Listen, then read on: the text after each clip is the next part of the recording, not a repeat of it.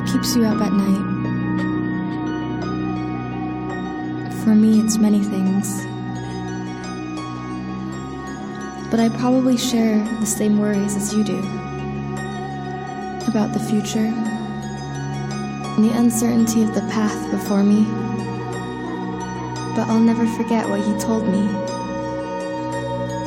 That there's always a story behind everything. Behind someone's actions. If someone's words were intended to hurt, it's how we understand if they are hurting inside. And there's a story behind the world. How many are fighting and fought and shed blood over a history of power, inequality, war, corruption. But we must understand it to move forward.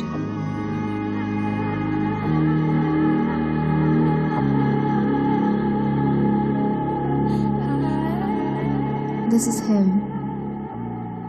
Prairie Band Potawatomi, a descendant of Chief Abram Burnett and Wis-ki-ge-amatyuk. Our family is documented by the U.S. Smithsonian Institute and Library of Congress. In the tribe, there are less than 10 fluent speakers left. He is an educator and performer of authentic traditional native song and dance. But above all else, he's my dad.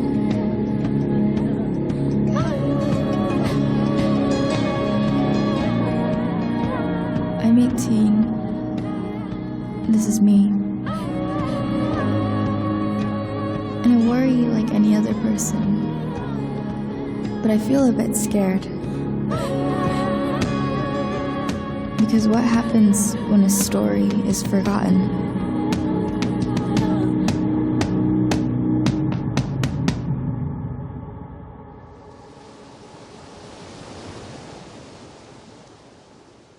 Kui Huani Nira Kem Etem Nin Dak Nimtem Nin Boxke Nin Kitsegis Pekiakwan Mekit Wat Papatsian Gom Nakendem Yajuk Kekiajuk Nigi Jaye Ibe Gi Majes no what Wap Mets O Nide Wap Mets O Kwerak ik besen doge mejvi ayek negoyek niva kises tegok mimbish skote madmoyan nim idi nagmo dewegin yabwe need wabden I miyo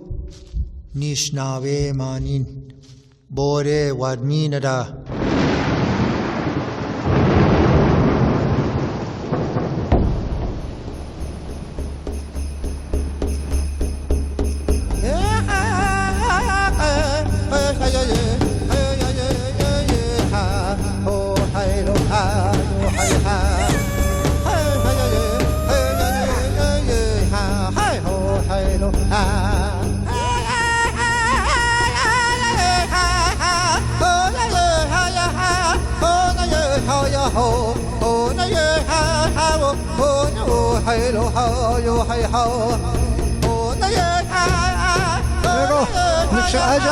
Nishqabuk nitqash kika tikalik aishaqani yaqaisha muqani jaja hadada iqada nitqashki ona yo hawo ona yo haylo hayo hayho ona yo ona yo haya ona yo haya ona yo hawo ona yo haylo ha. We're Anishinaabe, Potawatomi, Chippewa.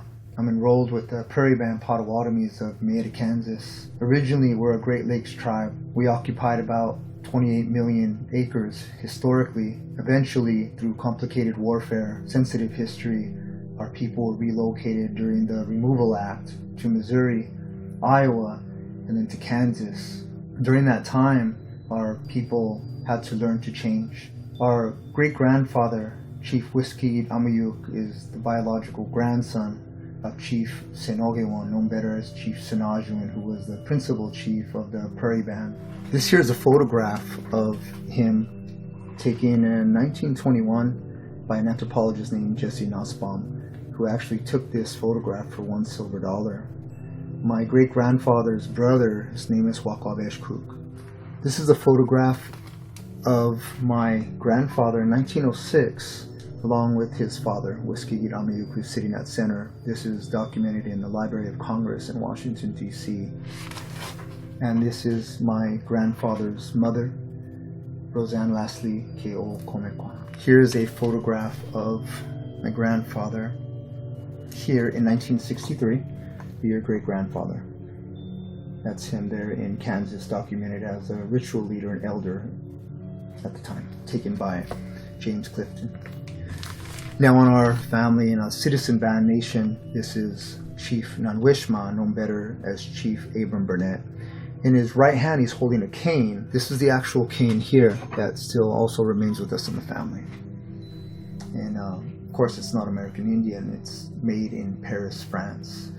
Your grandfather, my father, here, taken around 1967, with some other tribal members, George Allen, Bernard Kisis, Gary Wis-ki-ge-amatyuk, Curtis Pequano, and James Kegmega, taken by James Howard, an anthropologist around 1950.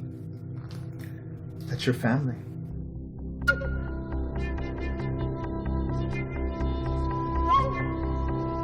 I remember learning how to dance when I was really little, 4 or 5 years old, and I loved it just because it was so fun. And that was before I learned that many languages are fading away, before I started questioning the history in textbooks, and before learning about the complicated world of politics. Maybe we made a mistake. Maybe we should not have humored him in that wanting to stay in that kind of primitive lifestyle. Maybe we should have said, no, come join us, be citizens. There's a weight that lingers now, and I think it's the fear of losing a part of our identity forever. But everyone worries and wonders about how we'll be remembered after we pass away. And maybe it's that fear of being forgotten that makes us want to tell more stories, because if you don't tell your story, who will? Or will someone else write it instead? Or will it just be lost in time forever? I don't know, but I still try to keep that spirit of when I was a kid. Just not to worry so much, just do things out of love. And I miss that. I miss a lot of things.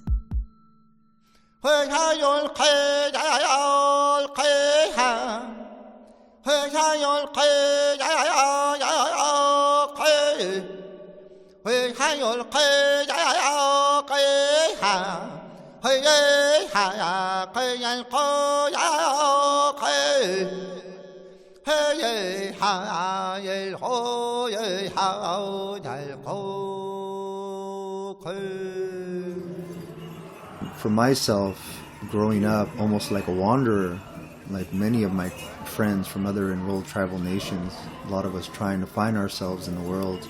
Again, we ask, what does it really mean to be a native person?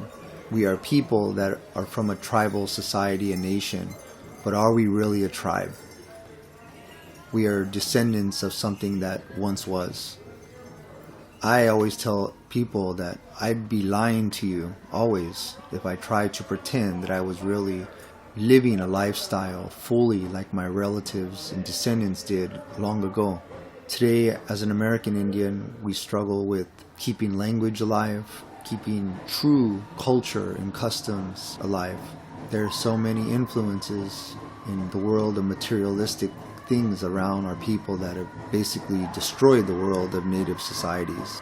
Most people believe that all natives are receiving some form of money from the federal government because they're natives that had to deal with complicated and sensitive history. But the truth is that our people do not receive money from the federal government in the manner that most Americans think. They believe we don't pay taxes, which is not true. They believe that all natives go to school and colleges anywhere and anytime they want for free. That's not true. And that all Native Americans have some form of casino upon their Indian reservation, which is extremely not true. Most tribes live in a reality of poverty. Most tribes live in a reality of high rate of suicide, alcoholism, depression. These are all things that have broken down over the generations. To strategically destroy the tribe and the nation, the reservation was a concentration camp. It was a place to imprison the native society away from their ways of thinking, from their way of living, from the way that they centered themselves in their own world. So how do you become native? What does it mean? Does it mean having long hair? Does it mean how many feathers I can put in my head?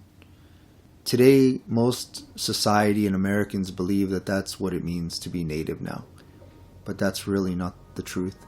The truth goes back to you as a human being and how our people long ago looked at the world and how they centered themselves. Being native was being one with earth, being one with water, being one with the spirit world, being one with the world of consciousness, being one with the world of someone who is alive and awake when one's body is sick and damaged, and when one passes on to the spirit world. Our people look at the realm of sky and space, the universe, the realm of water and the realm of land, the realm of the dream world. These are places that our people looked upon. We are descendants of something that once was, but there are many trying to hold on to those old ways.